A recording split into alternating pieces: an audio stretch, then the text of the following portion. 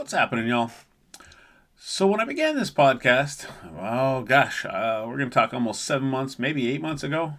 I began with the idea that I wanted to expose people, whether they be folks who aren't in the restaurant business or folks that are just getting started or who have been doing it for a little while and are asking themselves what else is out there. So that was a great idea, and I've kind of moved more towards helping restaurants run like well-oiled machines, and that works too. And somewhere along the way, I've just forged some different relationships, and I met this guy. His name is Jeff Fell, and gosh darn it, he's doing something different. He's working as a food broker, but he's doing it kind of his way. Something I always appreciate. So. What follows is a conversation of he and I talking about how he got into it, what he does for restaurants, how he works with the food industry, and the things that he brings to it, the skills that he brings to it, and sort of the way that he goes about it, because it's not the way this old fashioned chef did it, and I really appreciate that. So. Without further ado, here we go. I think you're really going to dig this conversation.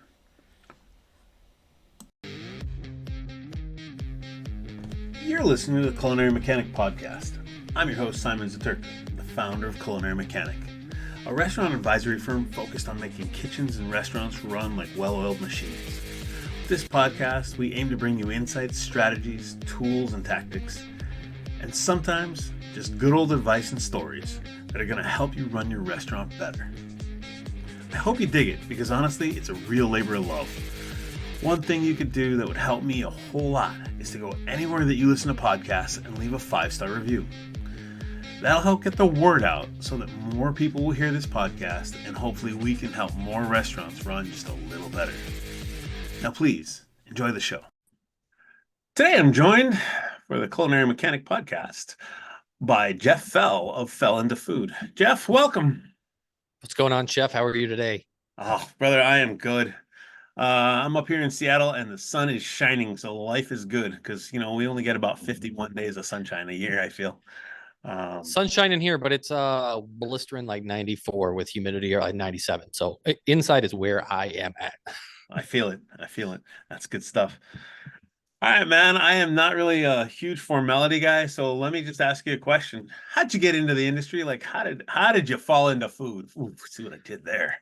Yeah, I love it. love the pun on words. So my Nice. journey actually is quite different than a lot of chefs and a lot of people talk about. They started out as a dishwasher at this age at 15 and they worked their way through. My journey is completely different. I actually grew up on a farm in rural America. So Nice. Corn, soybeans. My uncle was a pig farmer for a while. We had cattle for a very small stint of time, but it was tiny town, rural USA. And, most people kind of do that thing. I kind of did traditional school for a couple of years, didn't like that, college, and then ended up in retail management at a big box home improvement store. And I don't know, something just kind of inside of me said, there's got to be more to life than just this little Monday through Friday gig, go out on the weekends type thing. I don't know what it was. Right. And so then I was pondering, what would I do if I went out into the world or wanted to do something else? And I don't know why, but I was like, you know what? Food sounds interesting. I love cooking for my friends. And I remember cooking with my great grandma. And I was like, you know what? I'm going to go to culinary school. So I dropped everything at 24, moved up to the suburbs of Chicago, went to Joliet Junior College. And that's how it all started in culinary school. Ended up getting a job at the casino, kind of got my feet there, almost dropped out because I was learning so much in the real world than I was at school. I'm glad I didn't, because I think it was important to finish out that journey. Right. And, I did the casino thing for a year and a half. And like most cooks or culinarians, I followed my room chef who had went off to another location, followed him and found contract food management in the non-com space in higher education. So I only had a year and a half in quote unquote traditional kitchen. I went right into higher education. And quickly, I had an opportunity about 3 months into, I took some front of house position just to get a job, and quickly chef manager position opened up in one of the facilities, and I threw my name in the hat. I had no experience running a kitchen. The volume was something like feeding, like 3,500, 4,000 kids a day, 4 trucks a week. The volume was massive, but I was Small like, potatoes, yeah, yeah, nothing. I was like, I can figure this out. And I'm I lucky love that, it. my room chef was at the time, I don't know what his title was, but he was over me. And he's like, you know what? I know how hard you work. I'm gonna give you a shot. So like a lot of young chefs, I now have my kitchen. I'm 28 at this point. Man, I busted my butt trying to figure things out, systems. I was with a big contract management company, and systems are everything. And if you can master systems, you can be very successful. So that's what I did. And, it was awesome having a kitchen. It was super rewarding, super filling, and kind of just progressed my career throughout there, and was in higher education for quite some time. I love it. I tell you, I just love when I meet somebody who's like, I didn't do it like anybody else. No. That's fucking great. Because I have that old-fashioned story, right? Like I hung out with grandma, mom that taught me to cook. When I wanted a job, or when I wanted money, she said, no, you want a job, right? And she's Yeah. like, there's a restaurant down the road, So no, it's great stuff. All right, contract food service, casinos, like how does that lead to a guy who's doing some food brokerage? You got a cool for the people that cannot see you. There's a big like glass and chrome thing of meat behind this guy. There I'm is. in. Yeah, so I'm in the Invactus digital media content kitchen right now recording. It's where I do a lot of the work that people see, the on-screen work. Yeah, so I did the non-com food contract management stuff. I was in higher ed for about 7.5 years, something around there. Moved into a home office type position, doing a whole host of other, purchasing functions, food safety functions, recipe development, product development, all those kind of things. And it's kind of funny the story how this stumbled upon was, the food world is the biggest, smallest, or the smallest, biggest, out there. Everyone knows everyone, and Yep. you never know who you're going to run back into, years later. Mhm. And one of the founders and owners of Invacus, which is the vacuum sealers, Inclement vacuum sealers, we had done some work during COVID. And one day he sent me a message and said, "Hey, we're looking to do some video work. Any chefs that would do video work?" And I was like, "I'm a chef. I can do video work."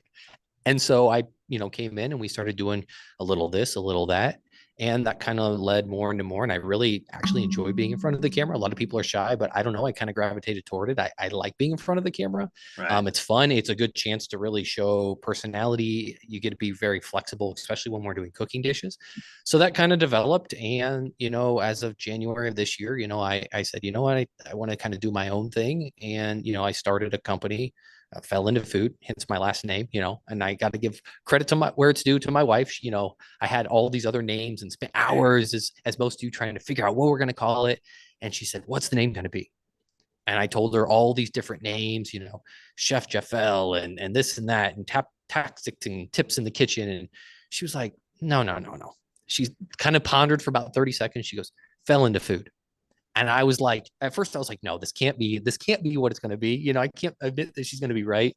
And sure shit, that's what it ended up I being. love Kind of it. same with the logo, the whole thing. So I give kudos to her. So, we kind of do, it's kind of in the work still. I've got the podcast. So love talking to people, and again, thank you for having me on, because I could Absolutely. talk all day.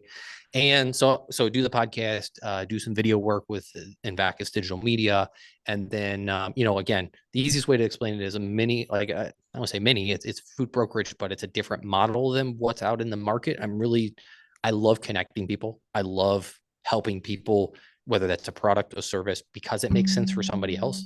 I love connecting that. And that's what I'm trying to do with that part of the business. Nice. Nice.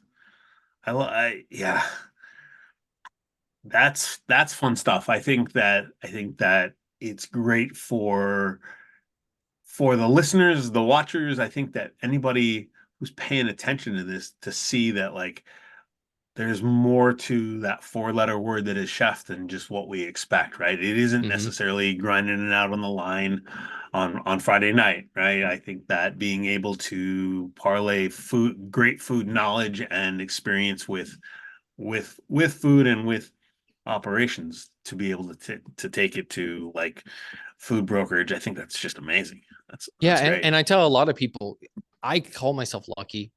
I only had to like grind. I don't want to say I was in that traditional kitchen space for a year and a half, the traditional get your butt kicked on the line, night in, night out, the traditional cook chef thing. But, when I found contract management, I was like, wait a minute. You mean I have Fridays and Saturdays off and I work Sunday Nice. through Thursday, 5:30 in the morning to 3:30 in the afternoon?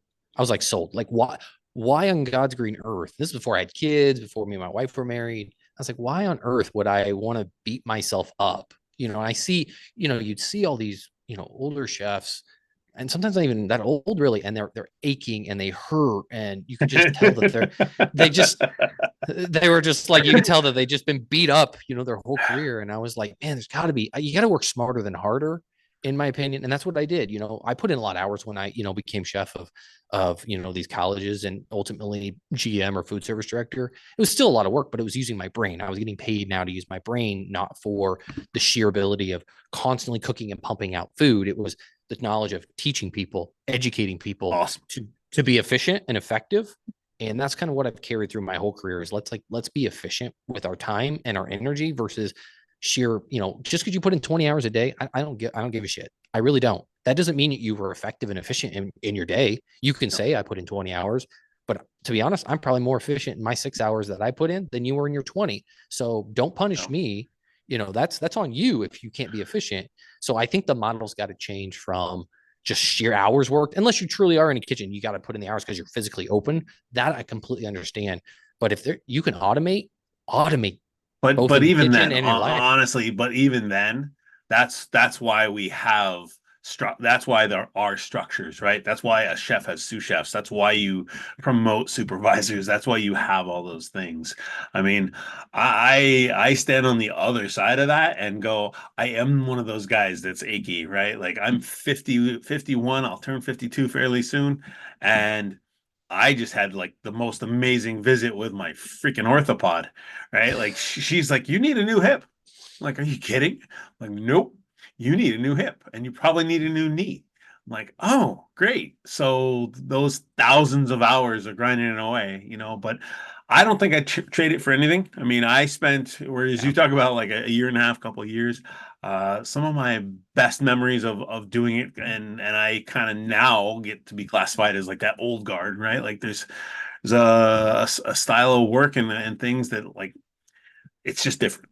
And that's Yeah. all there is to it. I was talking to some culinary students recently, um, and they're like, they're just asking me things. And I said, look, no matter what I say, remember that I come from a generation that's just different, right? Mm-hmm. Every generation before and after will always say like the folks coming after will always say they're soft, right? Because the old men that were 45 and 50 were not, God, now they're 65 and 70. They all thought I was soft back in the day because I wanted my equipment fixed, and they're like, oh, you don't need to have the oven, you could do it without it.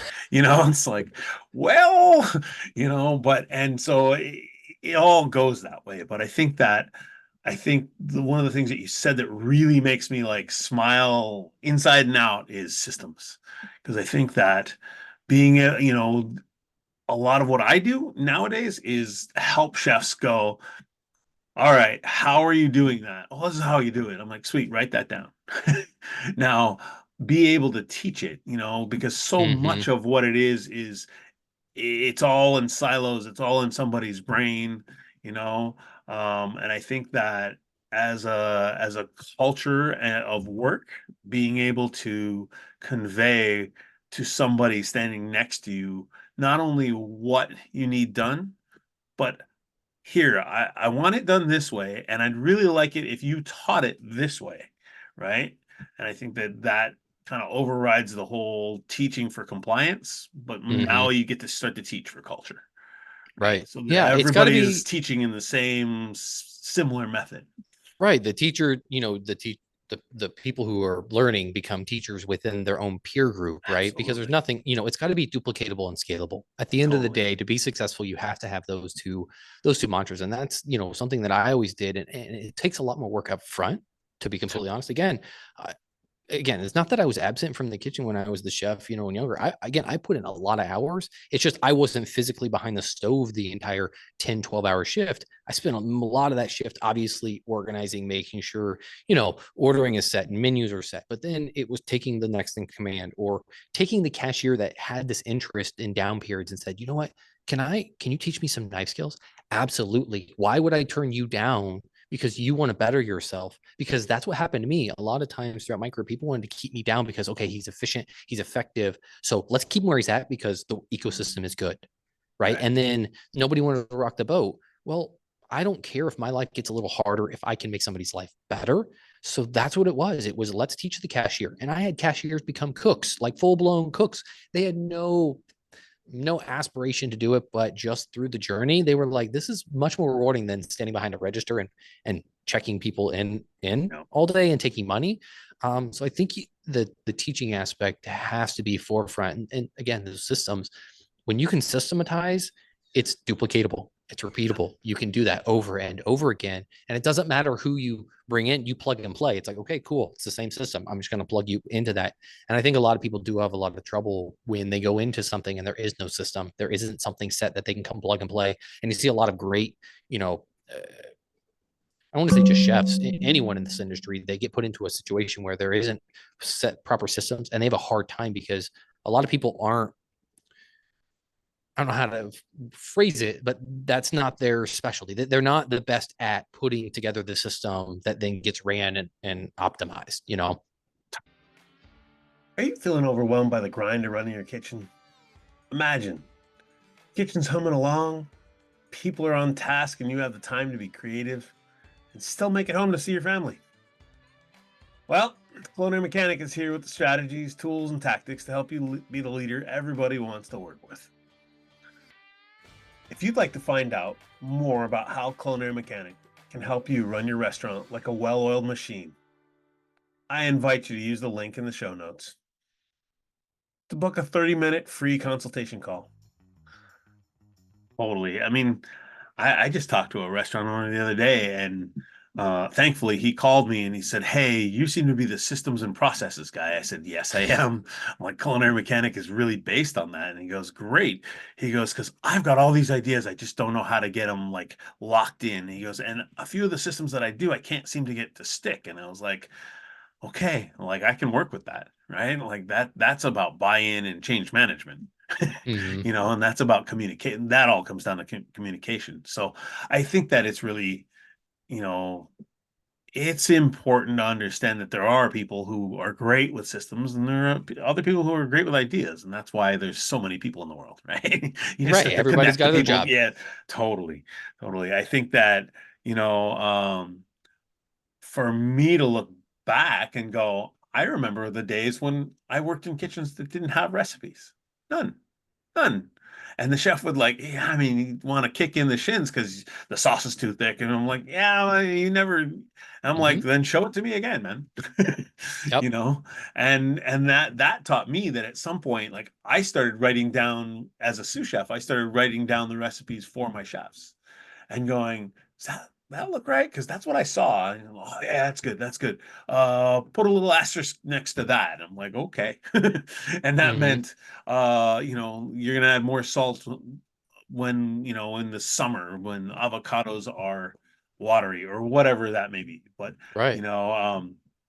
but I think understanding that like it's all evolving. It's all, I think that people's reliance on systems now where they didn't used to be is pretty fun. I think that, looking around and for me as an older guy going, cool, this makes so many, like technology makes so many things easier that we just Oh didn't yeah. have 20 years ago.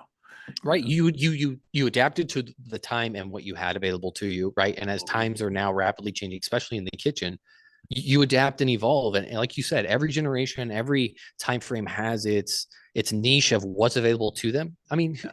heck, in 10, 15, 20 years, people may look back and be like, these guys were idiots. Why would they do this when you can use this and this? Well, they weren't in the moment, the here, the now of what's present, what's actually available, budgetary technology. We're in a crazy time. I mean, I love it. I'm a huge, huge tech. I'm on the like weird bubble millennial, like I believe in hard work, ethics, grew up on a farm, but at the same time, I am huge on tech and how to utilize and everything that's available to us. Why pass that away? Because I've gone to places and I'm like, yeah, let me see what's your recipe? Where are your SOPs? And they're like, what are you talking about? Or they're still using, like ledger paper. And I'm like, what are you doing? There's so many free systems that'll do all this work for you when they're complaining about, it takes me 6 hours to do my paperwork. Why? It shouldn't take you 6 hours. Like, let's teach you a new skill and let's move forward. I'm not saying that the ledger is wrong. It worked for at the time and I understand that's what you're comfortable with, but I think to grow, you got to get outside of your comfort zone and learn something new. Absolutely. I mean, honestly, that's why at 33 years into the business, which was 2 years ago for me, I said, I'm ready to stretch different muscles in my brain, and I've definitely proved everything I wanted to prove in operations. And so now, like, getting to talk to people through this little magic box thing is pretty amazing all by itself.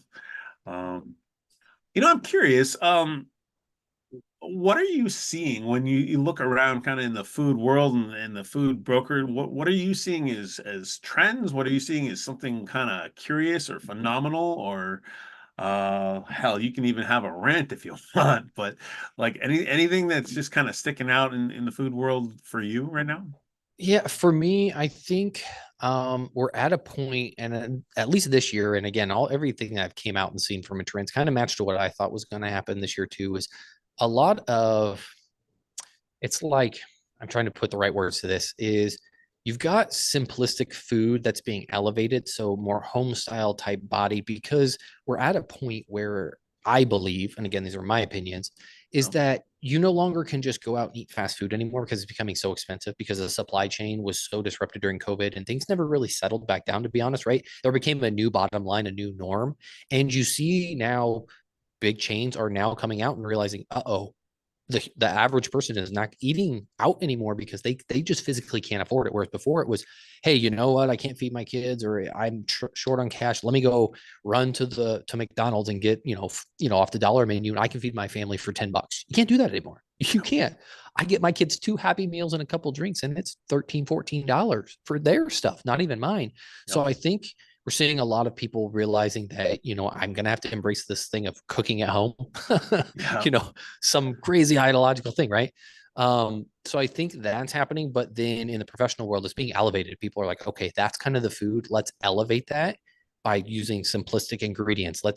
I'm not saying like fine dining is going away and some of the molecular gastronomy, like that stuff's cool. I love it. I have an appreciation for it because I did it when I went to school. And so I understand what it takes, but I think some of them are trying to get back to some of the roots using the technology we have, but going back to those roots to just provide good quality food that's simplistic and wholesome, right? That's a big movement right now. Wholesome food, whole foods. You hear the word regenerative, sustainable, etc. Right. The beef behind me on the second rack here is from a regenerative farm and their practices. And that's something I believe in. I believe that there are ways to naturally do things that we've been doing, but to offset, some of the negative behaviors that we've and consequences we've put out there. Right. So I think you're going to see a lot more of that, just wholesome type food. I think, on an equipment side of things, I've been saying it probably now for like 5 years, is I think hoodless is the next wave. I think people will start to realize that hoods they're not as efficient as people think. Yes, you can fit a lot of equipment underneath, but now the way the technology is going, you can get almost anything hoodless. I mean, the kitchen, I'm literally looking at 1, 2, 3 pieces of equipment right now that are in the kitchen that are all hoodless because we have no hood here. Right. And it's going to develop. It gives you so much more flexibility. Yes, it's a little more expensive, but when you factor in the cost of a hood, the maintenance of the hood, what could happen, grease fires, etc., it doesn't compare. And so I think that's going to be kind of the new wave as people are understanding that this technology is available. Let's use it. And again, obviously just the natural digital tech that's being built in. The touchscreens are getting better. The technology is getting smarter. It's not just a gimmick anymore. It's actually helps the user because of the lack of labor. We don't have enough culinarians to feed the masses. A lot of the culinary talent is getting probably sucked up to some of the nicer establishments. So who's going to feed the masses? Who's going to work in, K-12, higher education, that whole type of, non-com? It's not going to, I hate to say it, a lot of them not going to be your culinarian that has this aspiration to win James Beard Awards and do this awesome fine dining. So you're going to end up finding a lot of parents or people that, it works with their kids' school schedule. Yep. And how do you teach them how to use a piece of equipment that has all this complexity? Well, the complexity is built there for, the chef to understand it, to kind of build it out, to say, push this button. You can't screw it up. I don't need you to know how to saute. I don't need you to know how to braise. I don't need you to know any of these fancy techniques. I need you to push this button and it will do all the work for us. And you get that high quality product that a customer deserves every day. Yeah. I was doing a little part-time work recently, and I was in a kitchen, and they were playing with their brand new like rational combi oven, and I was like, and the guy looks at me and he goes, I made the best frittata ever yesterday by pressing the frittata button. And I was like, get out of here. Yeah. I'm looking at one right now. We've got, that to me was like, oh, what world am I in? Right? Like, I'm expecting flying cars any second now, man. Yeah, but tech is crazy. Yeah. It's amazing. I mean, Rationale just came out with their iHexagon, so they're adding microwave technology into it. So you sped up cooking process. I know Unox has the same technology. I think they came out with theirs. There's ovens that go from convection to speed, at a touch of a button. There's just so many different technologies out there that can fit any application, that if people would take the time to stop and do their research, they would make their lives a whole hell of a lot easier than just being like, you know what, I just need a traditional oven. And then they spend like still 5-10 grand on, a single or double stack oven, when it's like, if you just spent maybe $3,000 more, you could have had some technology built in that would save you on the labor side. Totally. And also create some consistency and give you the ability to like really push some boundaries, Yeah. I can't get over the technology. I like the fact, when we start to talk about food, I like the fact that like there's like technology is getting more complex, and I'm loving the trend of food getting less complex. I can't get over how many, like everywhere I turn, I'm seeing more wood fire. Nothing makes me happier. Nothing makes me happier than seeing like more and more people just like, no, we're not gonna build a, we're just gonna have basically a chimney, and yeah, we're gonna probably have some element of hood, but we're gonna build from brick, and we're gonna have a little open hearth here, and then we're just gonna build a fire every night, and every day is gonna be different. I'm like, yes, because that's good stuff, man. Right? Like, you can't get away from some of that primal instinct type food. I mean, yeah, when you get just an open fire and you're cooking something, and again, there's so many variables, and that's where chefs get a play. That's where I think culinarians get a can do that stuff, is work with some of this equipment and have that. And there's something for everybody in this industry. So, if that's your thing, great. You can go out and do it. If it's not, great. You don't have to go traditional path and work in kitchens your whole career and, on the line to be, the greatest. I say it all the time. I am not some crazy fine dining know-it-all chef. I don't. I really don't. Like I said, I went to school, had a year and a half at a casino, never worked in a fine dining establishment. People may say, well, you're not a chef. Well, you know what? I think I am, because of the fact, I think it's a respect thing. I think too many people just go to school and they get out and they say, oh, I'm a chef now because I went to culinary school. Screw you. I don't care that you went to culinary school. It doesn't mean anything. Anyone can go to school and get a degree in anything. That doesn't mean you're good at what you are or what you went to school for. But it was the day that I was in a kitchen. So the first university I was at, I had one kitchen. We were feeding, again, 4,000 meals. I ended up kind of assuming the role of chef at a building across the alleyway. It's on a college campus. And so I'm now feeding another 1,500 kids with a whole nother kitchen staff. But the kitchen staff at that building, everyone could be my parent or my grandparent, everybody, all 30, 40 of them. And, I never had that ego of like, call me chef. You must call me. That's just, I don't, I think those days are gone of like you demand. I think respect is earned. Yep. And one day, one of the older cooks, just I don't know if she said Jeff, but it sounded like chef. And from there on, I heard chef because it's so similar. I didn't think anything of it. And now that I look back, I reflect back and I say those are the days that I earned my stripes. Those are the days that they respected me enough at 28 when they're 65 to be like, okay, he's the leader of the kitchen and I respect him and I'm going to naturally call him that. That's when I say, okay, now I'm a chef. Not the day that I graduated culinary school. It was the day, looking back. So I think I was 29 or 30 at that point. Yeah. I mean, I think back to, I can't even tell you how many years ago it was, but I remember having started a new restaurant and I turned over a couple of sous chefs, and all of a sudden, here I am, I'm the chef, and I've got two sous chefs, and one of them's part of the company I'm a part of, but the other is like a new guy, and a new server comes in and she says, what do we call do I have to call you chef? I'm like, you don't have to call me anything. You can call me Simon. I don't care. And she said, okay, but I don't really understand. And there were my two new sous chefs standing next to us, and we're all just kind of chatting. And I said, I'll tell you what, when I grew up in this industry, like people demanded, there was certain people that I worked for, they demanded that you were going to call them a chef. I've Mhm. never really seen fit to do that, but this is how I think about it. If over the course of days, weeks, or months, or however our working relationship lasts, you go through your day and you respect the work that I do, and you respect how I interact with you and the results that I get, or results that I'll help us all to achieve, then call me chef, because that's the role and the sort of the moniker that I aim to embody. If, Mhm. however, it doesn't ever feel right, and you will call me Simon, and you'll never have a problem with me, you Right. know. And the sous chefs, one of them kind of looked at me, he's like, "Yeah, you're chef," and the other one was like, "I'm gonna call you Simon." Cool, man. Call me whatever you want. And then there's always the day, man. There's always the moment when that sous Mhm. chef figures out why he's got his job or she's got her job and I've got mine. And Yep. and that's cool, right? Like I kind of what you said, like I wasn't the best chef in the world.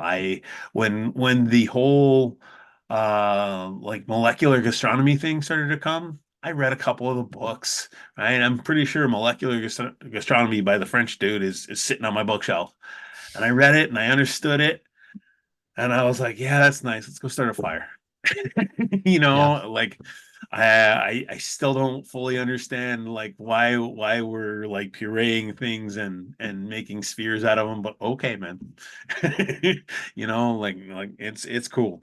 Um so I definitely kind of stayed towards food that would make my grandmother proud, right? Yeah. I always want to make things that just taste good.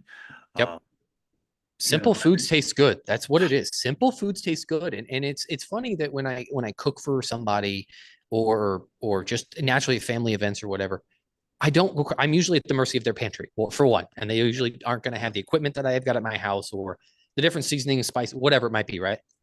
All you need is some good salt and pepper, maybe some garlic, onion. You can basically create anything. And everyone always asks, "Whoa, what did you put on that salt and pepper?" What do you mean you just put salt and pepper? I just salt and peppered it, but I roasted it properly. It doesn't take a lot. If you have a very good quality product or food that you're trying to accomplish, you don't need a bunch of stuff to spice it up. Again, there's times I don't get me wrong, I love making good spice rub for ribs or whatever it might be, but sometimes simpler is better. And when you just simple cook absolutely. with the proper technique, and again, I think that's what school teaches people, and why I think a lot of culinary should go is because you do get a good foundation and a good basis of what are the techniques. Because with all the technology, if you don't understand how or why it works, it doesn't do you any good. It's the Yeah, same with you know, things like Chat GPT or whatever. A lot of people be like, oh, okay, can you create a menu? Absolutely. I'm going to use technology to help me because I've got the flavor Bible at my fingertips. Literally, I don't need to flip the book open and find a piece of fish and find the vegetables that match. And then, okay, what spices go with said vegetable? It's all at my fingertips with the internet. However, I can look at its suggestions and say, you know what? I don't like that color profile. Let's add this, and it'll spit out something different, or let's tweak this. So you still Yeah. have to have an understanding of the what's going on and why you potentially pair something, versus just hoping that AI is correct, or technology is correct. And I think that's why people should still attend school if this is something you're interested in. I'm not saying it's the only way. A lot of people don't, Yeah. but it's going to give you a good solid foundation if you like me. I didn't come up in the industry, didn't know a damn thing about being in a kitchen, and it was eye opening when I got my butt kicked in school. I was sweating, having to make an omelet from my final in my first class at 24. Everyone else is like 18, 19 years old. I'm 24, sweating bullets because I'm like, I'm going to fail making an omelet. And because it needs to be a specific French style, very Yeah. specific way. So yeah.